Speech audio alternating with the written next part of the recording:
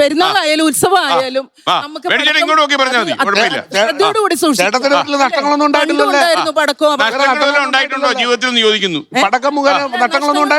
നഷ്ടങ്ങൾ ഉണ്ടാകുന്ന പറഞ്ഞാൽ ഉള്ള വെടിക്കെട്ടിന്റെ എല്ലായിടത്തും ഞാൻ പോകാറില്ല. എന്റെ അടുത്തുള്ള എന്തെങ്കിലും പ്രളയം വന്ന് എന്തോരം പോകും ആൾക്കാര്.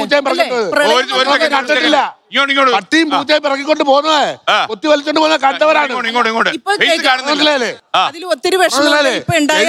മാംസം ഉണ്ടെങ്കിൽ കരുതാപ്പള്ളി ഹോസ്പിറ്റലിൽ 7 മാസം DNA ടെസ്റ്റ് നടത്തി ദേവിപ്പിച്ച് ഇതൊന്നും ഇവരുടെ നാട്ടിൽ നടന്നിട്ടില്ല. സാറേ ഒരു കാര്യം കൂടി, പക്ഷെ ഞങ്ങളുടെ പള്ളിയിൽ പെരുന്നാളാണ്. അവിടെ ഞങ്ങള് പാരിഷ് കൗൺസിൽ കൂടിയിട്ട് പറഞ്ഞു പടക്കങ്ങൾ അധികം പാടില്ല എന്ന് പറഞ്ഞു, ഒരു ലിമിറ്റ് വെച്ചു. ഞങ്ങളുടെ പള്ളി കമ്മിറ്റിക്കാര് ഇടവക്കാര് അങ്ങനെ വേണം എല്ലായിടത്തും, ഇത് നിരോധിക്കാൻ പാടില്ല.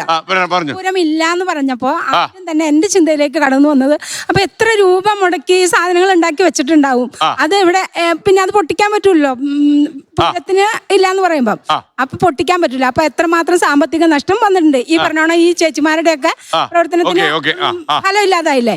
പിന്നെ ആഘോഷങ്ങൾക്ക് പകിട്ടേകാൻ വേണ്ടി, വർണ്ണ പകിട്ടേകാൻ വേണ്ടിയിട്ടാണ് നമ്മള് പടക്കങ്ങളൊക്കെ നിർമ്മിച്ച് അത് കത്തിക്കുന്നത്. അപ്പോ അത് വേണം എന്നാണ് പറയണത്.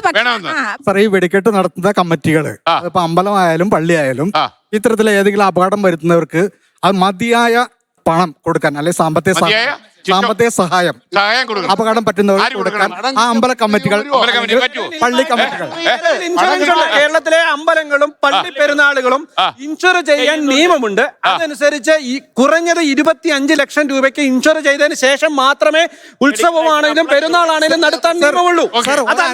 ഒരു അനുഭവം നോക്കൂ, ഒരു അനുഭവം 25 ലക്ഷം രൂപയ്ക്ക് ഇൻഷുർ ചെയ്ത് കഴിഞ്ഞാലേ ഇവർക്ക് ഇതിനുള്ള പെർമിഷൻ കിട്ടുള്ളൂ. അദ്ദേഹം പോയ വഴി ശരിയായില്ല. അതാണ് ശരി. അദ്ദേഹം നിയമപരമായി പോയ വഴി ശരിയല്ല. അദ്ദേഹം നിയമപരമായി പോയ വഴി ശരിയല്ല എന്നുള്ളതാണ് കൊണ്ടാണ് അദ്ദേഹത്തിന് കോമ്പൻസേഷൻ കിട്ടാത്തത്. അല്ലെങ്കിൽ നഷ്ടപരിഹാരം കിട്ടുന്നതിന് നിലവിൽ കേരളത്തിൽ നിയമമുണ്ട്. ഏറ്റവും കുറഞ്ഞത് 25 ലക്ഷം രൂപയ്ക്ക് ഇൻഷുർ ചെയ്താൽ മാത്രമേ. അതിനൊരു മറുപടി കിട്ടണം എനിക്ക്. വൈകിട്ടില്ല. രാജേഷ് പല്ലാട്ട് താങ്കളെ സഹായിക്കും. ഞാൻ ചോദിട്ടെ, ഏത് വഴി?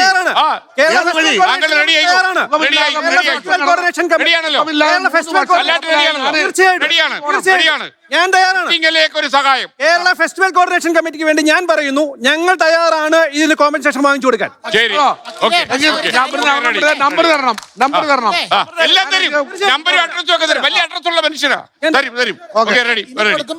അതെ, ബാർഡ് ബൈ ലിമിറ്റേഷൻ ആവും ഇത്രയും കൊല്ലം കഴിഞ്ഞതുകൊണ്ട്.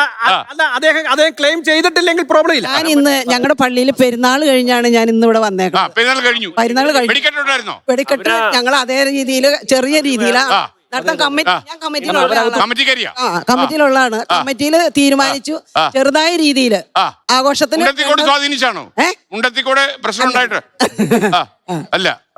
ഇത്രയും വലിയ പൊട്ടിക്കല് വലുത് വേണ്ടെന്നുള്ള രീതിയിലാണ് ചെറുതായിട്ട് നമ്മൾ അവസാനിപ്പിക്കുകയാണ്. വെങ്കടാചലം സാർ എന്തോ പറഞ്ഞു ലാസ്റ്റില്. മുണ്ടത്തിക്കോട് ദുരന്തം ഉണ്ടായ 3/20 ഉച്ച കഴിഞ്ഞ് 21 ഏപ്രിൽ 2026 3/20 കഴിഞ്ഞതിൽ പിന്നെ കേരളത്തിലെ ഒറ്റ സ്ഥലത്തും ഒരു ഗുണ്ടോ, ഒരു ഡയനയോ, ഒരു കുഴിമിന്നലോ, ഒരു അമുട്ടോ പൊട്ടിയില്ല. എന്തത്? അതിന്റെ ഒരു കാര്യം ഞാൻ ഇപ്പൊ പറഞ്ഞുതരാം. ഞെട്ടരുത്. ഞങ്ങളെല്ലാരും നമ്മുടെ നാട്ടിലെ ഒരു സർക്കാരുണ്ട്. ഈ സർക്കാർ രാഷ്ട്രീയ പ്രേരിതമായ വോട്ടുകൾ മൂലം നിർമ്മിച്ചിട്ടുള്ളതാണ്. സർക്കാർ ഇപ്പൊ കാവലാളാണ്. സംഭവം നടന്ന് അതുകൊണ്ട് 4-ാം തീയതി വരെ പറഞ്ഞിട്ട് കാര്യമില്ല. സംഭവം നടന്നിട്ട് 15 മിനിറ്റ് കഴിഞ്ഞപ്പോ നമ്മുടെ നാട്ടില് ഈ ഡയറക്ടർ ജനറൽ ഓഫ് പ്രോസിക്യൂഷൻ എന്ന് പറഞ്ഞൊരു ഉദ്യോഗസ്ഥൻ ഉണ്ട്. അങ്ങനെ ഓഫീസിൽ നിന്ന് എല്ലാ ജില്ലാ കളക്ടർമാർക്കും ചീഫ് സെക്രട്ടറിക്കും ഹോം സെക്രട്ടറിക്കും ഒരു മെസ്സേജ് പോയി. ഉറപ്പാണല്ലോ? ഉറപ്പ്. നാളെ മുതല് കേരളത്തില് ഏത് മതവിഭാഗവും വെടിക്കെട്ടിന് അപേക്ഷ വെച്ച് വന്നാലും മിണ്ടാതിരിക്കുന്ന പരിപാടി സർക്കാർ സ്വീകരിക്കില്ല.